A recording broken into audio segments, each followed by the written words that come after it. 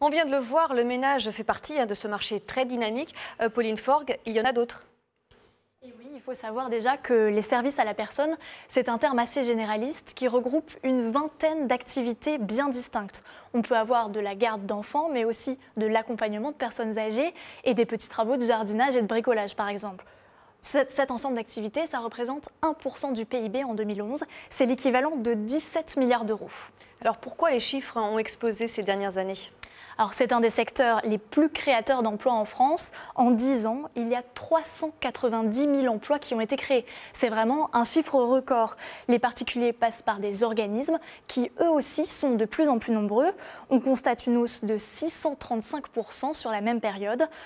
Une des raisons à tout cela, c'est bien évidemment le vieillissement de la population. En France, nous avons 16 millions de Français qui ont plus de 60 ans.